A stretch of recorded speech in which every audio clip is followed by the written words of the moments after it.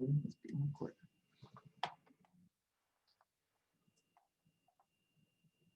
Hi, Cheryl. We'll get started here in just 1 second.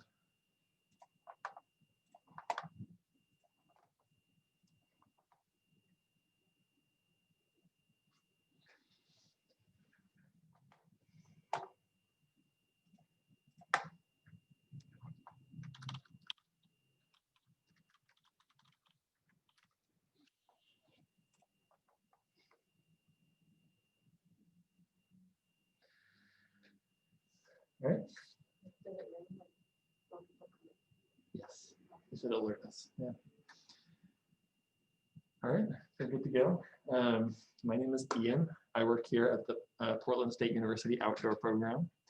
Today, we're doing a presentation on section hiking the Pacific Crest Trail with my coworker. Hi, I'm Jess. Yeah, so our purpose today is to get you some information about what a section hike looks like, what's the Pacific Crest Trail about, and just share some general info with you. So without further ado, we'll get into it.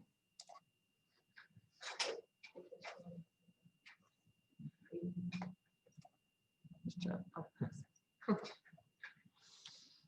All right, so Pacific Crest Trail is a 2,650-mile trail from Campo, California at the U.S.-Mexico border to Manning Park in British Columbia at the U.S.-Canada border.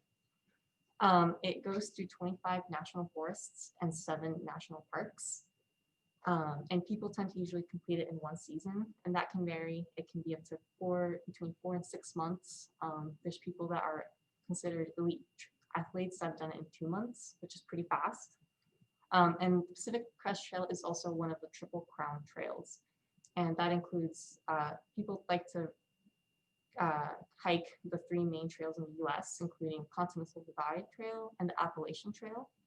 And once you do the 3, you can consider yourself to have a Triple Crown.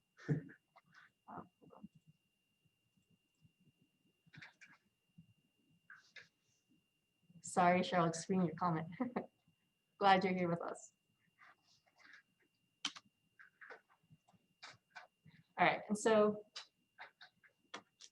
one thing to consider when doing the Pacific Crest Trail, most people like to think of it as a through hike, border to border, but something that you can consider as well to save money as well as time is doing section hiking.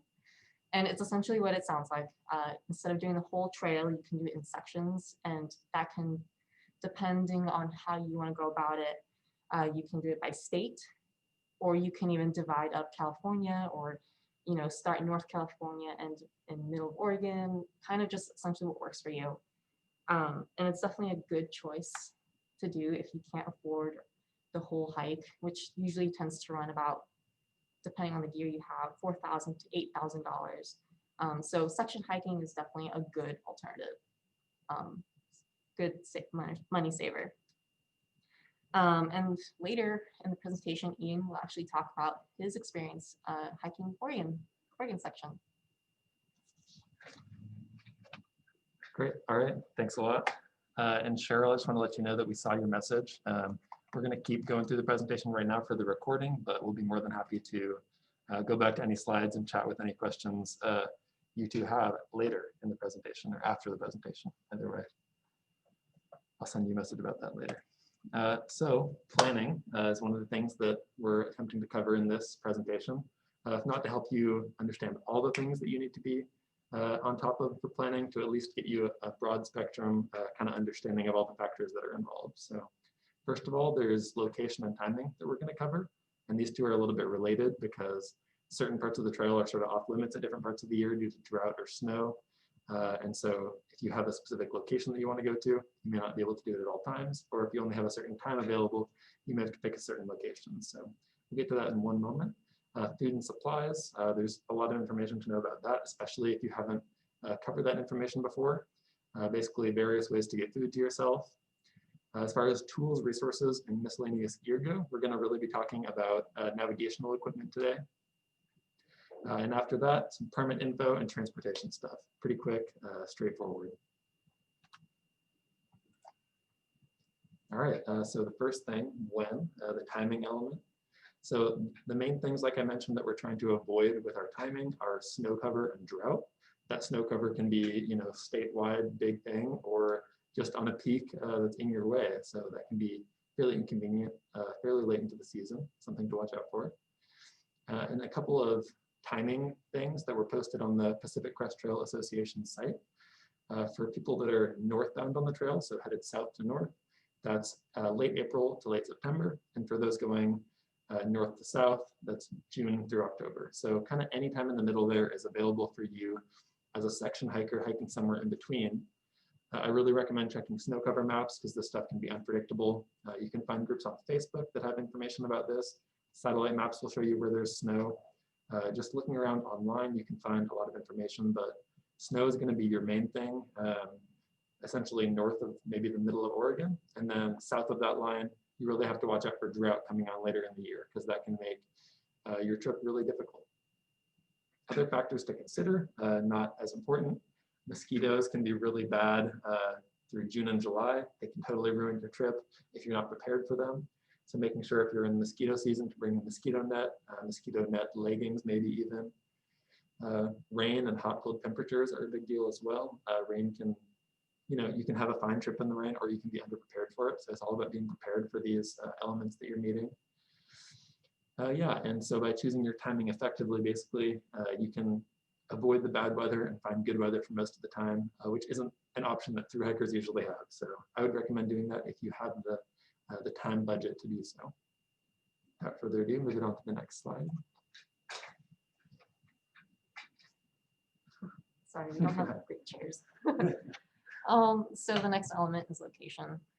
Especially if you're doing section hikes, it's really good to consider if you have family or friends along the trail, good stopping points or even resupply points, as well as high elevation points, know where to expect snow or even strenuous areas. Scenic and significant destinations, including like national parks such as Crater Lake, Mount Whitney, Bridge of the Gods. These are great areas to check out if you have extra time, as well as drop off and pickup points, knowing what towns you can pick up stuff, and even kind of figure out where you want to mail stuff ahead of time, as well as lodges. Many lodges along the trail are great spots that allow food drop-offs ahead of time. So let's say you were driving down on your way down to the border of Mexico, you can actually drop off gear and non-perishable food there, and they can hold it until you hike up to that point. And they're also good spots if you just want to rest from camping. I've seen a lot of people actually stop at motels on Pacific Crest Trail, and it's a good spot to, just get some good night rest if you need it. And so food and supplies. So generally people, depending on what you're already carrying and what you want to carry, people will generally carry about a week or two worth of food. And as I mentioned earlier, you can resupply at lodges. So the way it works is you don't want to be carrying everything that you're going to be eating for the next month or up to 6 months. So a lot of people tend to mail things ahead of time, or even drop off, as I mentioned earlier. There's some campsites that will let you drop off some stuff, lodges. And if you have family or friends who are able, they can also mail stuff to you, mailed to the post office that you'll be encountering later in the trail, or even dropping it off to wherever you'll be. And also there's the option of stopping by at the stores and towns that you pass through and just purchasing food, or any other supplies that you may need. Yeah. Great, thanks a lot. So some of the tools and resources that we would like to cover today, mainly GPS stuff, global positioning systems. You can get handheld devices or install apps on your phone. These are both totally valid, and we'll chat about some of the pros and cons of those in, I believe, one slide. Map and compass are definitely a requirement on the trail, I would say. Some really good Pacific Crest Trail Oregon maps are shown on the right there. These are waterproof, made out of plastic. You can get them for the rest of the trail too. Definitely a worthwhile investment if you're going to be on the trail. And then finding weather and fire info, knowing where your risks are, and trying to potentially have a way to communicate with others to get that information. I will say about 80% of the trail has cell service for most people, or maybe something more like 60. I think it's about 80 in Oregon. So a cell phone that has battery can be a reasonable way to get that kind of information.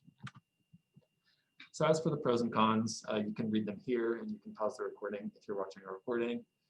But essentially, the pros of the standalone GPS are that it's rugged and you can swap out the batteries. And the cons are that it's fairly expensive and bulky. That's kind of where that's at. The phone applications, I think you should have one. I think you should have your phone on you. It's a lifeline. It's a way to reach out and contact emergency services if you need to. But essentially, the pros are you've already got it. The applications are cheap, and they have really specific and great information, such as an application that I'll be talking about in a little bit. One investment I would consider purchasing if you're doing a long section hike or the entire trail would be a spot GPS. So these will basically allow friends and family to track your location along the route, which is super valuable for a lot of people. All right, as far as setup for battery goes for the phone, people have a lot of different ways they like to do this, but here are basically the primary elements that folks consider. So having a battery is kind of a must-have, whatever size you want to have that. I would recommend 10,000 to 20,000 milliamp hours. I use a 20,000 milliamp hour. I've seen people using much less. The idea with this battery is that this will be enough to get you to, stretch across multiple days, potentially between lodges, meaning you don't necessarily need any kind of solar power or anything like that. With my 20,000 milliamp hour battery, I can easily go a week without a charge. Without needing to refill that battery very easily.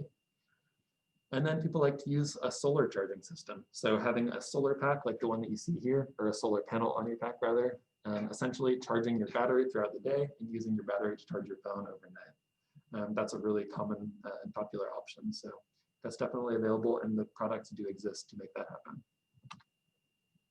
So we're going to go over a couple of phone applications really quickly, namely GutHook, Caltopo, and Gaia GPS.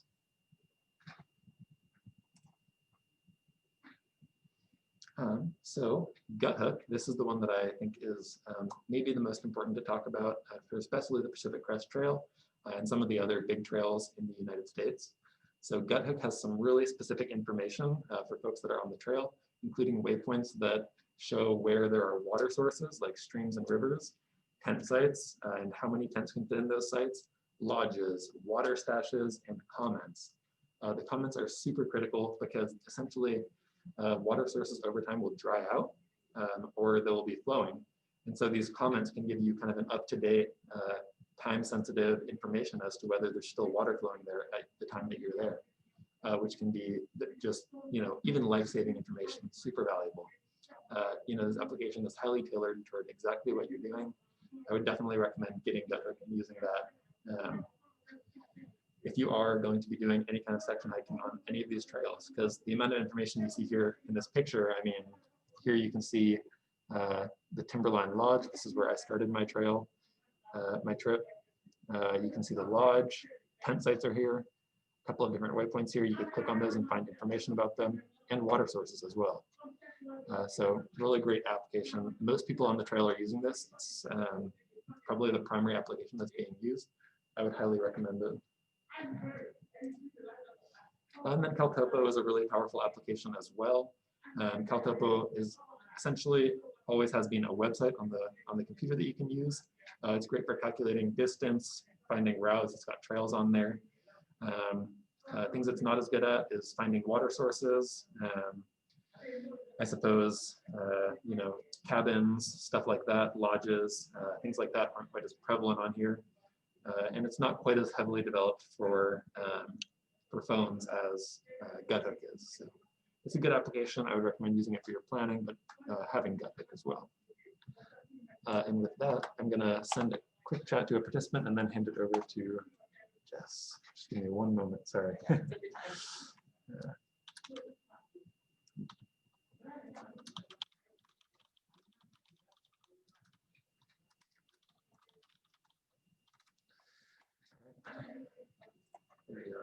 Also, just sorry if you can hear additional noise. We have a window wall and there's an angry phone call going on. Hopefully it's not too distracting. So Gaia is another application that is useful to have. It's just like Caltopo as well, just highly more developed. You are able to create routes on it, so you can actually plan out your map and download it for offline use. And I think that would also be a good option if you have relatives or friends that want to know where you're at. You can kind of create the map, have it yourself, and then also send it to them where they can kind of follow along. I've used it personally for day hikes. It's really fun to just record your hike and kind of see what you've done. I will say the con is it kind of drains your battery. I've used it on the iPhone 7, and so it might do better with newer phones, but it is a drainer if you don't have a proper charging system. But it is fun to use. It's pretty easy, and it's free. And so we have some 3 main points for packing advice. First one being you want to be minimal. Just packing essentials and stuff that you know you'll use will help you save so much money, especially if you can get ultralight gear, but that's really, really expensive. So just making sure you have the bare essentials can really be helpful. And lightweight. So I think the goal for a lot of people doing PCT is to have ultralight gear. But as I mentioned before, it's expensive. So if you can make what you have work, that's awesome. People can get super creative, like cutting their toothbrushes in half. I've also seen people cut their sleeping pads in half. Probably not the air padded ones, but for example, like what are they called? The Z-Rest. Yeah, Z-Rest closed cell foam pads. And even with Ian's experience this past summer, they dropped 15 pounds the first week because they had extra shoes, extra fuel, just all this stuff that you didn't necessarily need. But you know, it's good to have extra stuff, but making sure it's not too excessive. And also, last point is quality gear. You want to make sure you have good shoes that are going to last you. If you're doing a through hike all the way from border to border, it's good to plan on having an extra pair of shoes, not necessarily with you throughout the whole hike, but if you know, for example, if you're leaving the desert going into the high mountains, it's good to have a switch of gear at one of your drop-in points, or have someone drop it off or mail it into you or drop ahead of time. Depending on how you plan out the trip, it's good to kind of know what you'll need at certain points. And so yeah, you want to have a good durable backpack that's going to last. It's good to have rain cover, especially if you're going to be in snow or rain. A tent, and a good warm sleeping bag. I know some people will tend to have usually like a 30-degree bag in the desert, and then even warmer, like 15-degree bag in the high elevation points. So it all depends on the gear you have and your what you have access to. But it's good to kind of really plan out what you'll need when you'll need it. And if you're doing a section hike, that's honestly a lot more easier to plan because you'll kind of be able to plan out the elevation and the temperature, and you kind of get to see what kind of gear you'll actually need. Is there any chance we missed a slide there? Do you want to talk about that? I think, yeah, I saw that slide back. Sorry, I'm still trying to get used to those new functions. So yeah, also water filtration is a big one, and that's honestly important in even just regular day hikes or smaller backpacking trips. So we've included a couple that are pretty popular in PCT. Most of the stuff that we mentioned is just stuff that we know is popular. So the Sawyer Squeeze, that one is pretty light. It comes with 2 pouches where you can fill with water, like plastic pouches. They're not super durable, but it's a little system that you basically screw onto the pouch, and then it's just like a sport bottle that you squeeze out the water and it filters it. So it's pretty good for quick water if you need it. Usually people tend to bring an extra water bottle, for example, like a smart water bottle or a regular plastic bottle. You can just screw it on and then it just works great. There's also the Platypus Gravity Works. I personally use this one on a backpacking trip, and it's great. You get like a 4-liter bag, plastic bag that you fill up with your dirty water from a lake or any water source, and then you hang it off a tree, and then it connects to another bag, and there's a filter in the tube. So as the way it works is gravity brings it down through the filter, and then it fills the new bag. It's really great for camp, for like camp spot, or if you just need to refill your water bottles. And then there's also the Aqua Mio droplets, which I believe those are the chlorine dioxide. It comes with 2 bottles of chemicals. You mix them together and then put it in your water. And I believe you can actually, if you have a whole new bottle, you can purify up to like 30 gallons of water with those droplets. So they come in handy. They do take a little bit. Once you mix, you let the droplets mix and put it into your water. I think the total time for completely filtered water can take up to like half an hour or so. And then there's also the Aquamira tablets, which are essentially the same thing, just in tablet form. And I believe those are a tablet per 1 liter of water. Which again, these are super good alternatives, especially if you're on a trail and you run out of water, you need a quick refill, put some of this stuff in and good to go. Yeah, those are a few options at least. Great, awesome. So permit information, not going to delve too deeply into this. Essentially what you need to know is that the Pacific Crest Trail Association sells permits for the trail, which you need to purchase if you are doing more than 500 miles. So I don't expect that a ton of people will be doing that who are watching this necessarily, because it's more popular to do a section hike less than 500 miles, but if you are doing more than 500, you're required to purchase one of those. There are also specific area permits on the trail. These would be, in my entire Oregon hike, across 2 of these points where a permit was required. You can acquire these online for $1 or $2, just doing some research on the PCTA website, and for your specific section of trail that you're doing as well. There's a decent amount of research involved with these things. I don't know any way around that. So, I apologize about that. But so a good resource is the Pacific Crest Trail Association permits. You can just Google that. The link is here, but I would just recommend Googling it. Transportation is a big thing as well. Just tips and tricks, I guess. Doing a part of the trail that's nearby to friends and family can be super invaluable. If you're passing by a city where friends and family are, you can have them pick you up and spend a couple of days at their house or something like that. That's always a good way to do it. They're a great resource to be able to lean on. That being said, for example, from Portland to get to the PCT, you can get a shuttle up to Timberline Lodge, which will get you right onto the PCT.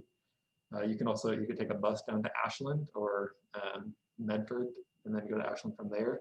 There are a number of different ways to get onto the public, or using essentially public transit to get to the trail. So just being creative about that, it can be done. That being said, hitchhiking is a really popular way to do it, especially in non-COVID times. There are plenty of people that are still doing it in COVID times, just a little bit, more questionable of a decision for sure.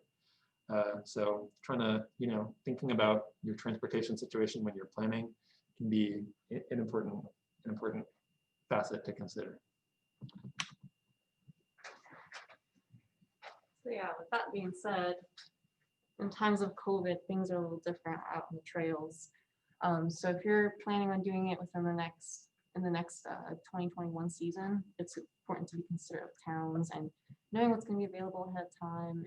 I know there's a few towns or a few residents of some towns that are trail angels, and I know within this past season they decided to stop helping out PCTers just because of the chance of risk of spreading COVID. And also permit system for the next upcoming season is delayed. Usually the permits are available by October. That's usually when they're available to buy, but given with the COVID, they will be available this January, hopefully. And with that, of course, being alert with Forest Service and any announcements that come out with them. So essentially, as I mentioned earlier, you pass through 25 national forests on this trail. And so if there's any closures, whether it be due to the pandemic or even forest fires, it could make it a little harder to get through the trail. And just kind of knowing it's important to really know about these risks and consider them when you're planning. And also, given with COVID, some people may not have masks, or people may not be about wearing the masks. And so it's important to kind of try to keep up wearing masks and just mitigate the exposure. It's good to at least help out. Yeah. So true. All right, yay. So that's mostly the breadth of the information that we wanted to cover in this presentation. So just going to quickly run through some slides that have photos from my experience hiking the Pacific Crest Trail, the Oregon section. And then I'll just check that chat. I see we have a message in the chat, and we'll be more than willing to answer any questions, I assume, that come up. So this is my experience. This is us starting out at Timberline Lodge on Mount Hood. And on the right, about a day after, that's one of the water filtration systems Actually, Jess was talking about this. This is the gravity filtration system, Platypus Gravity Works. Served us very well on our trip. And I won't stick around too long in any of these pictures, but I really like this one. It gives you a view of three different mountains, kind of just a view of the Pacific Crest. A lot of great views on this trail. This is Three Sisters Mountains. Mount Jefferson, the highest point in Oregon, Washington on the trail, and a deer that you might barely be able to see on the right. Crater Lake is on the trail, and some big trees. This is heading into southern Oregon. Terrain's starting to get a little bit more dry for the last couple of days of our trip.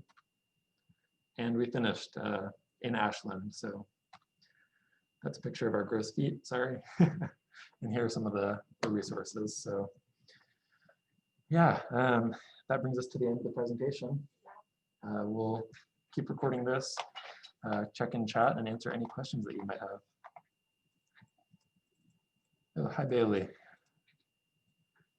Do you have any questions for us? Feel free to throw them in the chat. We would love to answer those. And we'll just stick around for a couple minutes in case that's the case. How many miles is the Oregon section? Yeah, good question. Approximately 400. 400 is a good approximation. What I did was about 375, cut off a couple miles on either part. And that's, the Oregon section's a good one that you can choose to hike north to south or south to north. Either way is reasonably okay. There are just a couple kind of big peaks in there that get snow on them that you have to watch out for depending on the season. So yeah, about 400 miles. The Washington section, I believe, is a bit over 500 miles. And then the California section is the big one. That's whatever, 2,800 minus, something like 1,600 miles of trail. Pretty brutal. Wow.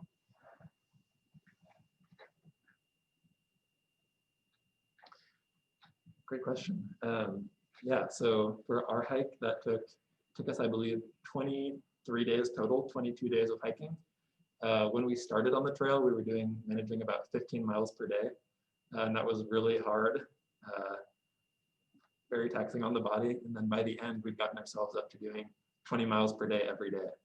In the end, we averaged about 17 miles per day, which was not easy, I would say. I was surprised how difficult that was. But it did become easier to add some extra miles once we dropped, like I said, about 15 pounds of weight, which is like a significant amount. That was kind of crazy. Yeah. Some people on the trail, you'll run into people that are doing like 35 miles a day, 40 miles a day, usually very fit, usually started in Mexico. Pack weight, we didn't do a good job about measuring our pack weights, honestly. I believe in the beginning, my pack was around 40 pounds or something like that, which is considered pretty heavy. We were generally carrying a lot of food. We would carry food for about a week, about a full week, which, as we mentioned, is totally doable to carry food for about a week to 2 weeks, but a lot of PCT people tend to try to move more quickly and pick up food at like more resorts and stuff like that.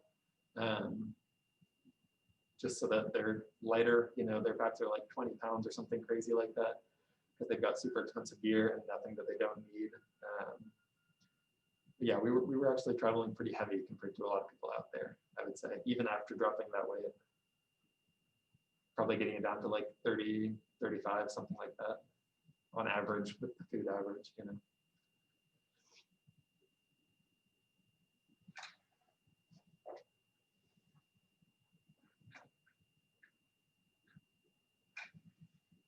Yeah, I think, actually, I can estimate my experience, and then if Jess has anything to add to that. We got really lucky because my parents essentially were able to drive us to Timberline Lodge and pick us up in the end from Ashland. We didn't even end up having to buy a bus ticket. That would have been about $100 for a bus ticket.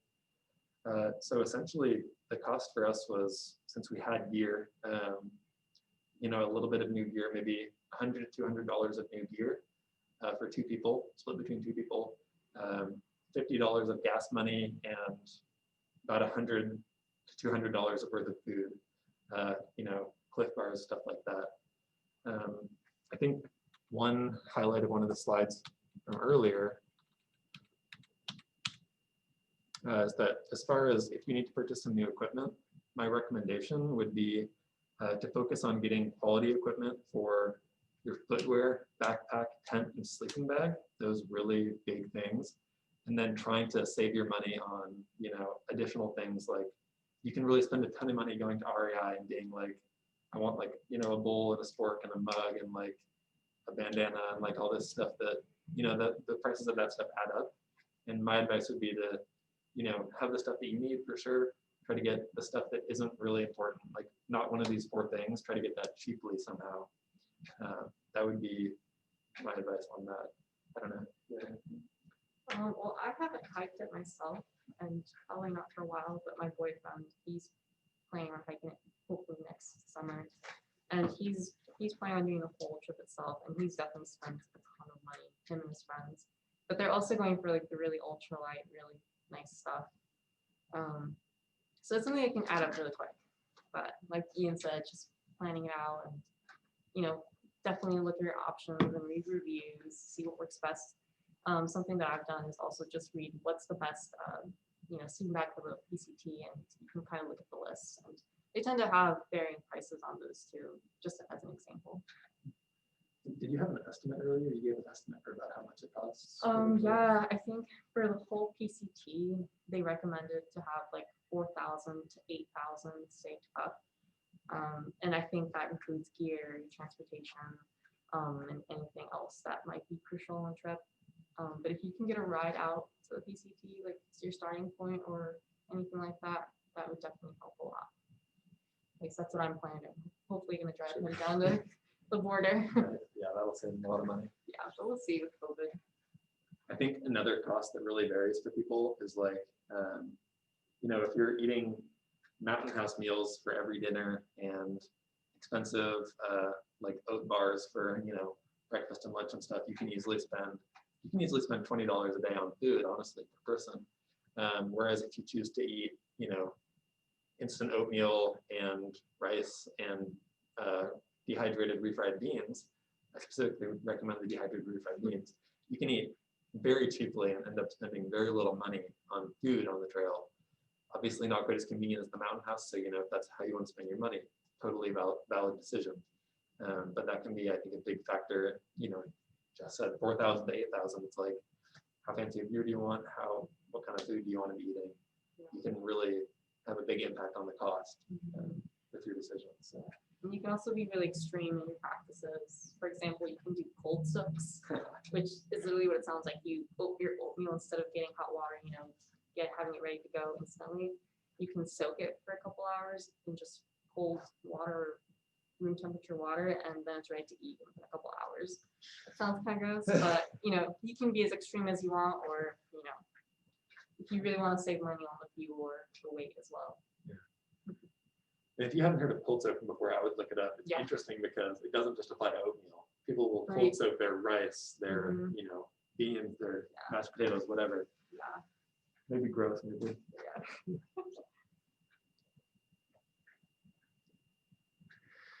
Yeah. So it would probably be a good idea to do that. In my experience, we really just jumped in, and I think a lot of people do that because it's like, you know, maybe doing some basic strengthening exercises to make sure you're not going to like twist your ankle or something like that. But at the end of the day, the best conditioning for being on the trail is being on the trail. So, you know, most people end up starting with like 15 miles per day or 10 miles per day, and then just slowly building up more mileage as they get stronger. I'm not saying that wouldn't be a good idea, but I don't really have a specific recommendation for you on that front. Do you know anything about that? Is Paul doing? Yeah, he was doing some prep hikes. It's just kind of hard right now to tell, but I know he's been doing backpacking. When he would do day trips with heavy backpacks. So for example, he would pack his backpack as if he was ready to go to PCT, and he would do like a 15-mile hike. And then it was just kind of get your body kind of used to carrying that much weight. That's an option.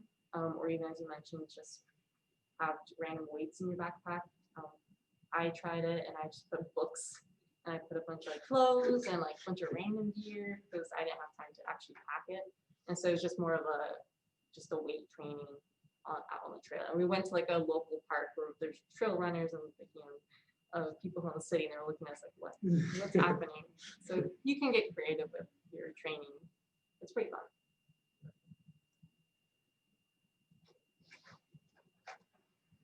And by the way, if you have a second, if you want to shoot your email in the chat, we would be more than happy to send you this recording, because I'm not sure if you were here from the very beginning. I thought you might have missed a little bit of it, but either way, no worries on that. How many sets of shirts, pants? Sure, yeah. How many sets of shirts, pants, socks, underwear did you bring? I just realized we should totally be reading these questions out loud before we answer this for the recording. Yeah. What's your recommendation on that? I don't know. I've only done a week. Okay. The most I've done has been a week. And so it's kind of hard. I don't know, what did you and Sam do? Yeah, I tried to put this question off because, I mean, honestly, probably brought more than most people out there. I brought, in the beginning, I had 2 pairs of shorts. By the end, I had 1 pair of shorts. In the beginning, I had 1 t-shirt, 1 base layer, and 1 sun shirt. And in the end, I believe I just had my sun shirt. I'd cut it down completely to just 1 of those. Or I think I cut my base layer with me for safety and sleeping at night. But so basically 2 shirts, socks, 2 pairs of good socks, 2 good pairs. I started with 3. I only ended up feeling like I needed 2. I'd highly recommend bringing, either 2 or 3 pairs of socks. A dry pair of socks is more important than pretty much a dry pair of anything else, really. So that's a big one. And then underwear, I started out with, I think, 4 pairs and ended up with 2. The extreme answer to that question is that layering systems that some people like to use on the PCT are 1 pair of running shorts, no underpants, 2 pairs of socks, and 1 shirt. And that's a fairly popular system that you can find online. I don't remember what it's called, but yeah, there's a lot to consider for sure. Like even your medication, make sure you have your medication, menstrual hygiene. You have to pack everything out, like all your trash. And so, yeah, definitely. We hope this was helpful in the sense of getting you to think of stuff. There's so much to it. There's so much planning and so much to consider. For sure. Yeah. It's super cool.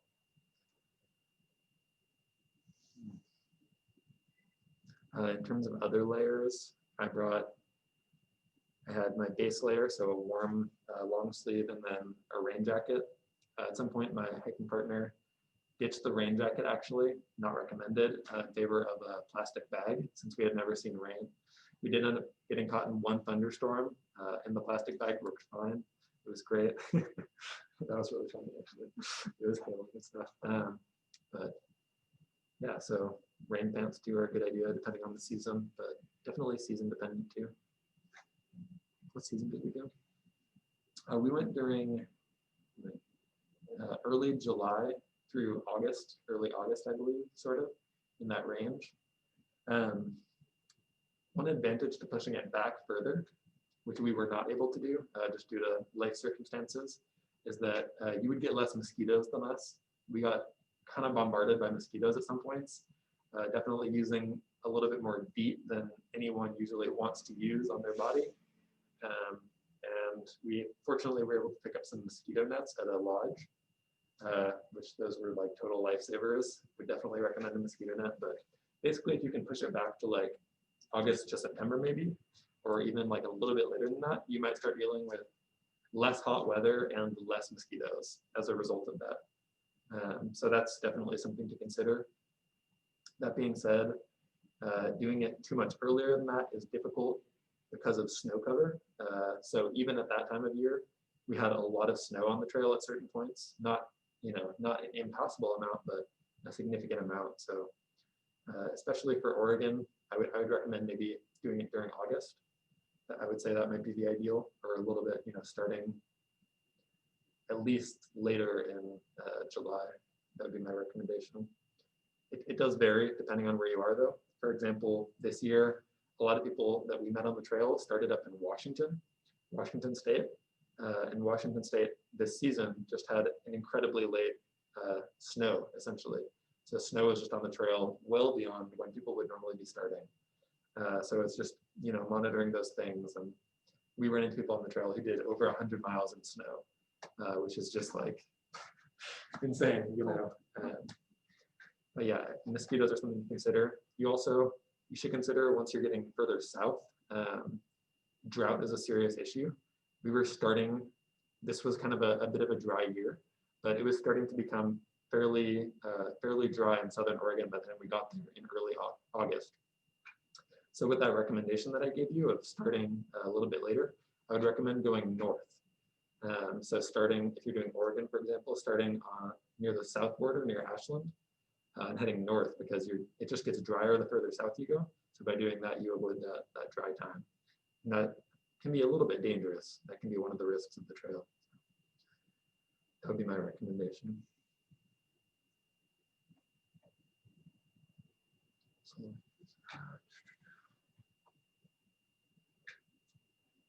I guess this year was interesting because it was we were well into COVID at this point, and so I think the people who were on the trail, it was a different demographic than it might necessarily have been another time. For example, there were a lot of people that I noticed had accents, people from hiking from different countries, and I think that's because these are people that started planning this trip 5 years ago, and they're just like not gonna let COVID get in the way, And so I think that could have had an impact on it. That being said, in my experience, it was probably something like 2 solo hikers for every group that we saw, especially in terms of people doing longer treks. When you get into like a recreational area where there's people that are just doing day hikes and stuff, there's a lot of groups in those areas. So yeah, that was my experience. It's also a lot of people that are through hiking the trail, so doing the whole trail, like northbound, south to north, start solo and find a buddy to hike with. That's super common. So we ran into a decent amount of that. I don't know if you consider that a group or solo. Yeah, great questions.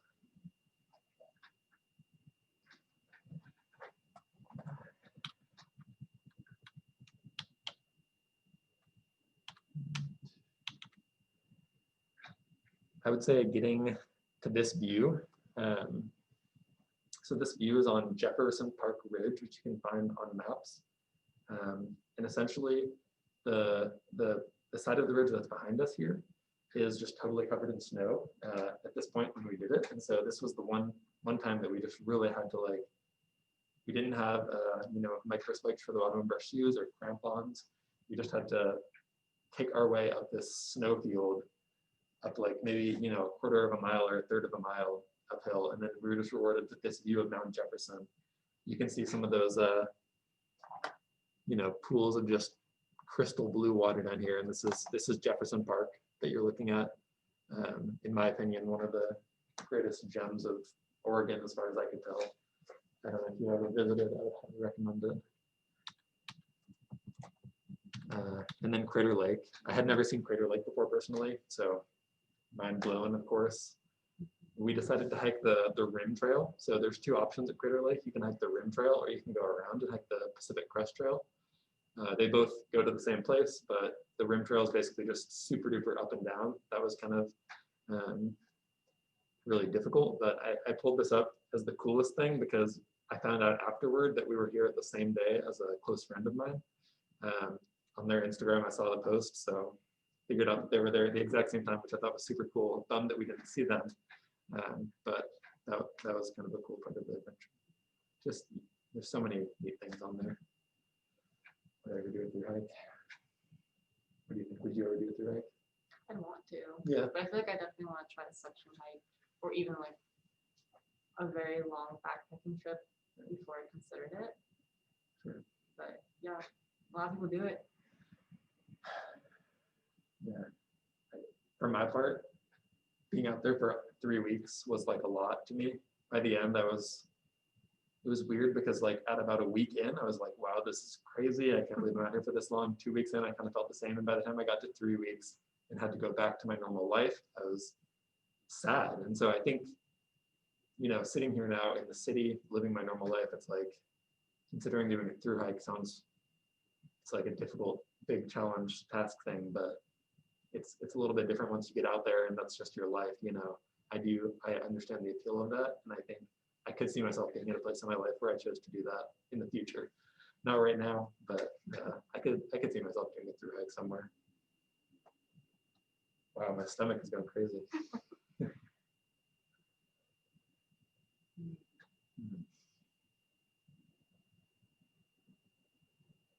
So I know Paul hasn't done it yet, but I know he's taking his Nook for reading. Just a better way of not reading the book in case you get watered on. He's taking a deck of cards for sure. Did you take any of that stuff? Honestly, I didn't bring a lot for entertainment. I'm trying to remember right now. At night, you know, we were hiking most of the day a lot of the time. So just because we weren't the fastest hikers, but we were still trying to cover distance. So we just didn't have a lot of free time. You know, people's hiking styles vary, so some people would have more free time, but I mostly just had a couple apps on my phone that I would go on, a mushroom identification app and some other, you know, more fun apps. So I just used my phone for entertainment. I wasn't really reading. A little bit of, you know, journaling on my notes app was rewarding. But I mean, I think especially if you're a fast hiker and you're planning to do, you know, 6 hours of hiking in a day and then set up camp, it would be a great idea to bring a book. A note sounds like a perfect solution, as opposed to, you know, cutting your books in half and all this crazy stuff that used to have to happen. What else? What other kind of entertainment did we do?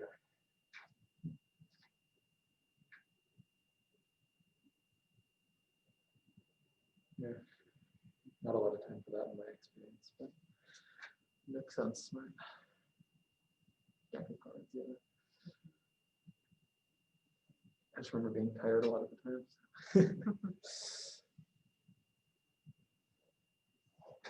Try and grab the email before. Do you know how long it's been taking them to post the recordings usually? I have no idea. I think they do it by Wednesday. Okay, thanks. Permit process. Yeah. Well, we could try to pull up some more information on it right now.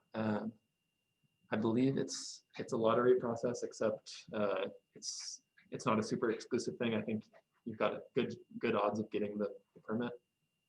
People do, and I'm not sure of the cost. You might actually know a lot more about this than me. I didn't have to get that permit because I wasn't doing more than 500 miles. So yeah, I don't know off the top of my head. We might have to pull it up. let's see. No, I know this year was weird just because of the pandemic. So there was a thing with the PCTA selling out permits and then saying, oh, you can't do any more permits, don't count. But then Forest Service was like, oh, wait, these do count because National Forests are closed. So that's something to consider too. There's people that are going to hike it even without permits this year. Probably not the best thing to do.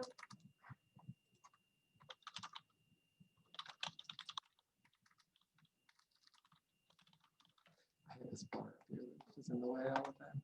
Yeah. There's no cost for the permit. $6 processing fee for reservation. Interesting.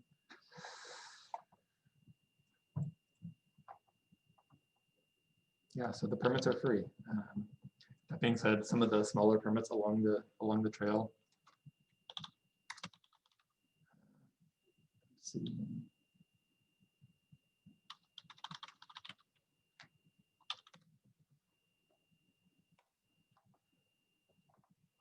So one of the zones that we had to cross, we needed a permit for, was the Obsidian area.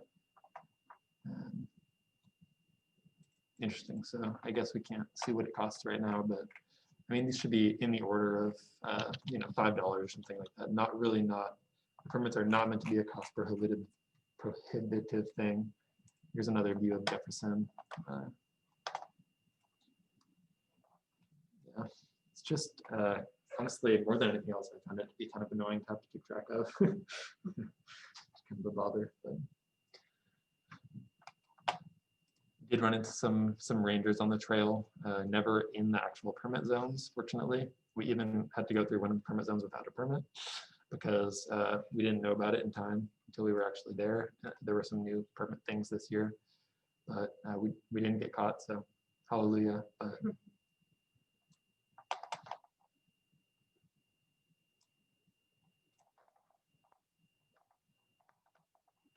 yeah, it's a fine. I would imagine that the fine can be reasonably hefty. I don't really know, something in the order of, $200 or something. Yeah, I really don't think there's a legal, persecution beyond a fine. That would be kind of unreasonable, I think.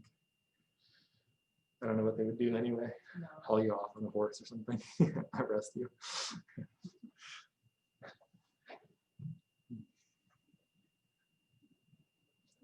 Actually, I'll update the common board.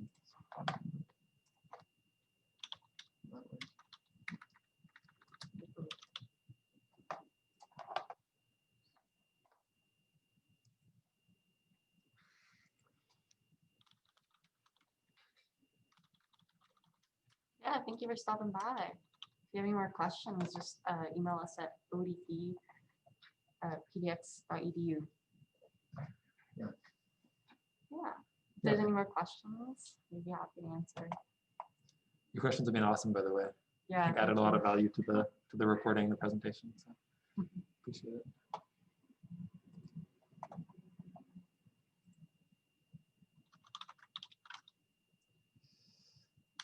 Reminder, send them. Oh, Oh yay!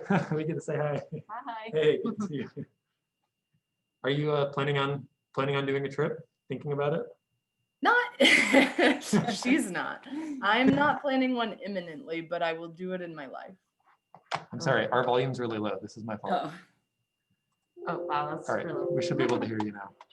I'm not planning one imminently, but I will do it in my life. Okay, awesome. Are you planning to do the full through hike? I would like to, yeah. Have you read Wild, the book? I didn't read it. I watched the movie and then I read some other of her books. Yeah, there's so many books on it and a lot of people that blog about it and document it on YouTube. So if you want to get extra stoked, I recommend watching those and reading more on it.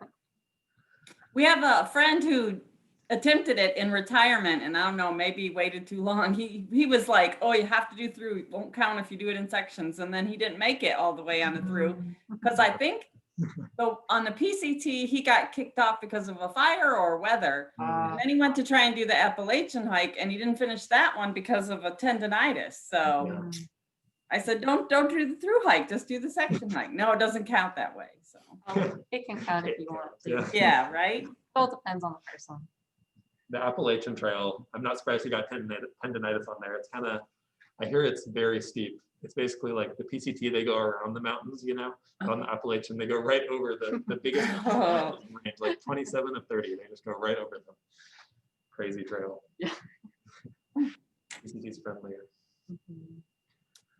Well, thanks very much for hosting. She wrote a lot of notes down while you were talking. Great. Aw, I can share the presentation with you too if there's anything you're interested in that. But it's just basic information you can find yourself. But I really appreciate you joining. Yeah. I'd be able to share Yeah, that information thank with you. someone. I would love the presentation too. The links are Great. great. Okay, excellent. all right. Night. Well, goodbye. Yeah, thank you for Thanks a coming. lot.